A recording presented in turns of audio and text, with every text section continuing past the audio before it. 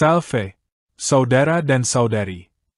Semoga hari ini berkat Tuhan berlimpah atas diri dan keluarga Anda. Dalam beberapa waktu lalu, umat riuh membicarakan tentang antikristus.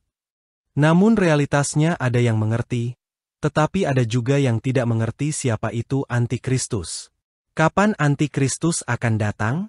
Apakah ia datang saat menjelang akhir zaman? Dan berbagai pertanyaan lain dalam pikiran mereka. Bagi mereka yang rajin membaca Alkitab, pasti sudah mempunyai bayangan siapa itu antikristus. Pada kesempatan ini kita akan bahas secara lebih detail, apa dan siapa antikristus. Antikristus sebagai pelawan Kristus.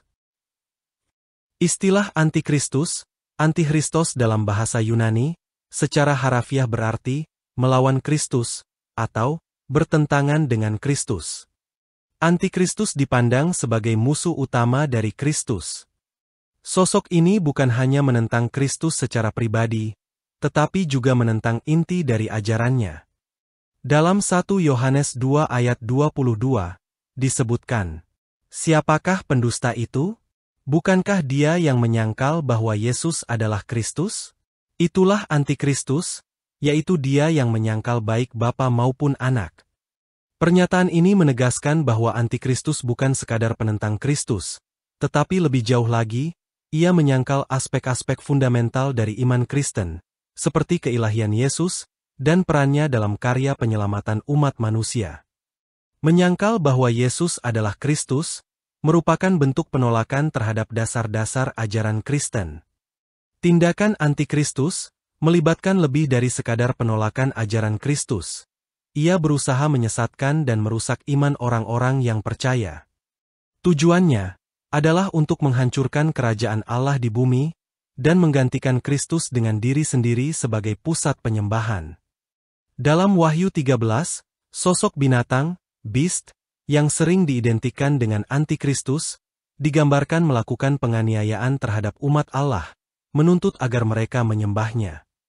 Di sana, binatang tersebut menggunakan kekuatan besar untuk menipu banyak orang, bahkan melakukan mukjizat-mukjizat palsu yang menipu umat manusia. Antikristus berusaha menciptakan kerajaan palsu yang menghalangi manusia dari kebenaran Kristus. Ia berusaha mengambil tempat Kristus dalam hidup manusia, memanipulasi hati dan pikiran untuk mengikuti jalannya, bukan jalan yang benar. Kekuasaan dan pengaruh antikristus seringkali dilihat sebagai alat iblis, untuk menghalangi penyebaran Injil dan menjauhkan umat manusia dari keselamatan. Oleh karena itu, figur antikristus dalam Alkitab bukan hanya menggambarkan seseorang, tetapi juga sebuah sistem atau kekuatan, yang bertujuan untuk menghancurkan iman Kristen, menggantikan kebenaran dengan kebohongan, dan menuntut penyembahan yang tidak layak. Sebagai pelawan Kristus, antikristus membawa pengaruh yang kuat untuk menyesatkan umat manusia, tetapi akhirnya, menurut ajaran Kristen, ia akan dikalahkan oleh kedatangan Kristus yang kedua kali, yang membawa kemenangan atas segala bentuk kejahatan. Antikristus sebagai peniru Kristus. Meskipun antikristus jelas digambarkan sebagai pelawan Kristus, ia juga berperan sebagai peniru Kristus, dengan tujuan menyesatkan umat manusia. Dalam hal ini, antikristus tidak hanya bertentangan dengan Kristus, tetapi juga berusaha menggantikan atau menirunya, untuk menipu orang agar menganggapnya sebagai penyelamat sejati. Kata anti dalam bahasa Yunani dapat berarti pengganti atau peniru yang melawan. Ini menunjukkan bahwa antikristus tidak hanya berusaha melawan Kristus, tetapi juga berusaha menggantikan Kristus dengan dirinya sendiri. Dalam hal ini, peniruan tidak hanya bersifat dangkal, tetapi mencakup upaya untuk meniru tindakan dan kuasa Kristus, dengan tujuan mengelabui umat manusia. Dengan meniru aspek-aspek Kristus yang tampaknya mulia dan ilahi, antikristus berusaha menciptakan ilusi, yang membuat orang mempercayai bahwa ia adalah figur yang layak disembah. Namun, peniruan ini bersifat menyesatkan karena esensinya bertolak belakang dengan kebenaran yang sejati. Dalam Alkitab, Ada beberapa referensi yang menggambarkan peniruan yang dilakukan oleh antikristus. 1. Mukjizat palsu untuk mengelabui. Dalam 2 Tesalonika 2 ayat 9 dan 10, dikatakan bahwa kedatangan antikristus akan diiringi dengan tanda-tanda dan mukjizat palsu yang tampak seolah-olah ilahi. Kedatangannya adalah pekerjaan iblis dengan rupa-rupa perbuatan ajaib, tanda-tanda, dan mujizat-mujizat palsu. Hal ini menggambarkan bahwa antikristus akan meniru kuasa dan keajaiban Kristus yang dikenal dalam Injil untuk menarik perhatian dan mendapatkan pengikut. Mukjizat yang dilakukannya akan tampak menakjubkan dan memukau, tetapi pada akhirnya tujuannya adalah untuk menipu dan menyesatkan. 2. Pengakuan diri sebagai Tuhan.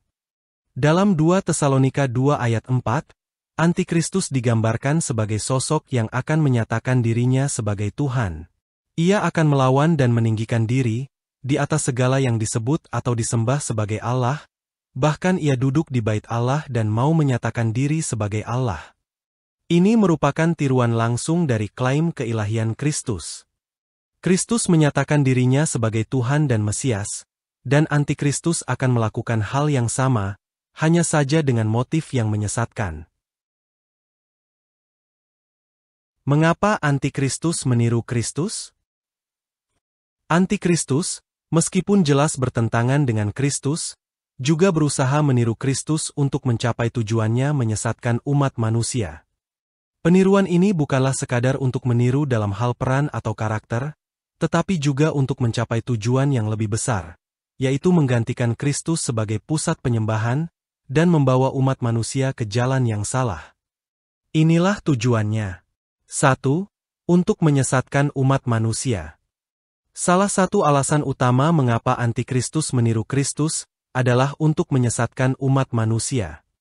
Dengan berpura-pura menjadi Kristus atau penyelamat, antikristus dapat menarik perhatian dan mempengaruhi lebih banyak orang, khususnya mereka yang lemah iman atau tidak mengenal kebenaran Kristus. Peniruan ini dilakukan dengan menggunakan kemiripan yang tampaknya sah, seperti mukjizat, karisma, dan pengajaran yang terlihat benar, namun semuanya dimaksudkan untuk mengalihkan perhatian umat manusia dari Kristus yang sejati. Peniruan ini sangat efektif dalam menipu orang yang tidak berakar kuat dalam iman, atau yang tidak memiliki pemahaman yang jelas tentang ajaran Kristus. Ini adalah taktik yang sangat canggih dari antikristus, yang berusaha menyamar sebagai pemimpin yang baik, untuk memimpin banyak orang ke jalan kesesatan. 2. Untuk mengambil tempat Kristus.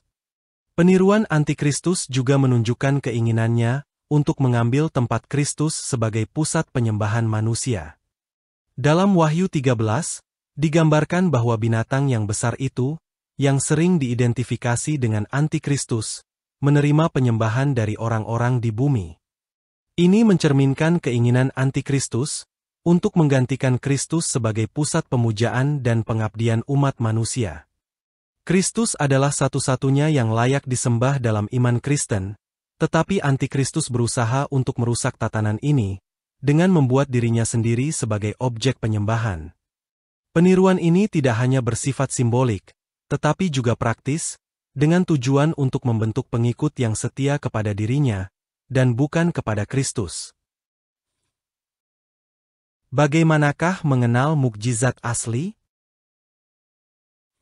Sebagai pengikut Kristus, membedakan mukjizat yang asli dengan mukjizat yang berasal dari antikristus, memerlukan kebijaksanaan dan pengertian yang mendalam terhadap ajaran Kristus dan bimbingan Roh Kudus.